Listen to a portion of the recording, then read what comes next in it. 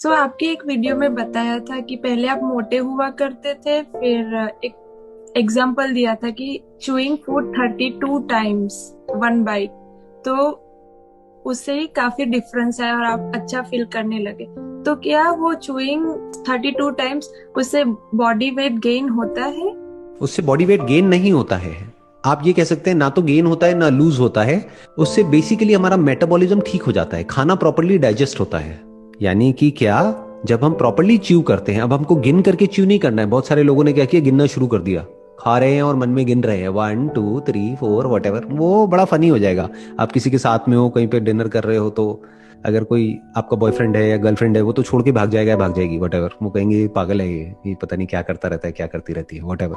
तो इसका मतलब क्या है कि आपको धीरे खाना है, प्रॉपरली पहले जुगाली करनी है मुंह में। जैसे गाय भैंसों को आपने देखा होगा, वो जुगाली करती हैं काफी देर तक, फिर खाती हैं। You should give time to your meal, क्योंकि अल्टीमेटली जो भी आप काम कर रहे हो, कर क्यों रहे हो? खाने पीने के लिए और जिंदा रहने के लिए। जिंदा कैसे रहोगे? खाने पीने के लिए, अपना पेट भरने के लिए। कोई भी जानवर हो, इंसान हो, काम क्यों कर रहा है? अगर उससे पूछो भाई क्यों, वाई आर यू वर्किंग, तो वो कहेंगे अच्छा खाने के लिए, रहने के लिए और पहनने के लिए, अपने लिए और अपनी फैमिली के लिए। तो खाने पे ढंग से टाइम स्पेंड करना तो बनता है ना। कि मतलब जब आप खा रहे हैं तो आराम से खाने पर मेडिटेशन करिए। जो लोग मेडिटेशन करते हैं ना, आंख बंद करके, और मानो बैठे हुए हैं और कुछ भी अपना मेडिटेशन कर रहे हैं, उल्टी सीधी लाइटें देख रहे हैं, यहाँ पे ये कर रहे हैं, वो कर रहे हैं, वटेवर। इससे बेटर ये है कि जो भी आप काम कर रहे हो वो ध्यान से करो। That is real meditation. कि आप दिन में 3 बार खाना खाते हो, ब्रेकफास्ट लंच डिनर, तो आराम आराम से धीरे धीरे खाइए, धीरे धीरे च्यू करके, और पूरी अटेंशन उस खाने की तरफ होनी चाहिए। उस वक्त कोई मोबाइल ऑपरेट नहीं करना है, उस वक्त किसी से बात नहीं करनी है, पूरा ध्यान खाने पर होना चाहिए। और जब आप इस तरीके से करते हैं तो ये आपकी डाइजेशन के लिए अच्छा है। अब डाइजेशन से क्या होता है, आयुर्वेदा में कहा जाता है कि हर बीमारी की जड़ जो है वो पेट है। आज धीरे धीरे जो एलोपैथी है वो भी यही बात कह रही है कि ब्रेन में जो केमिकल्स की जो प्रॉब्लम होती है ना, जैसे मान लो किसी को डिप्रेशन है, क्लिनिकल डिप्रेशन है, तो वो किस वजह से, प्रॉपर्ली सेरोटोनिन नहीं मिल रहा है ब्रेन को। तो वो सेरोटोनिन जो प्रोड्यूस होता है, majority of it is produced in the gut, यानी स्टमक।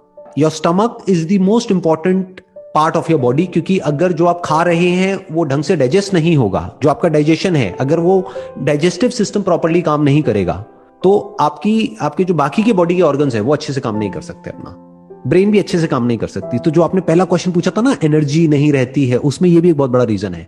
हम क्या करते हैं, हम कुछ भी जंक फूड उठाया और खाया और निगल लिया उसको। जैसे कि कोई अजगर है, उसने निगल लिया है, तो हमको पेट में जा करके इकट्ठा हो गया है, और फिर हमको आलसी फील हो रहा है, मतलब वी आर फीलिंग लेजी। तो बेसिकली खाने को जो डाइजेस्ट करने का काम है वो पेट में नहीं होता है, वो मुंह में ही शुरू हो जाता है। यानी जिस वक्त आप चबा रहे हैं ना खाने को, तो उस वक्त जो भी उस खाने को डाइजेस्ट करने के लिए जो एंजाइम्स जरूरी हैं, जो भी केमिकल जरूरी है, जो सलाइवा जरूरी है, वो मुंह में ही डाइजेस्ट हो चुका है आधा। तो बाकी आधा काम पेट में होगा। पूरा काम आपने पेट को दे दिया तो गड़बड़ हो जाएगी। मतलब digestion 50% is in your mouth and 50% is in your stomach.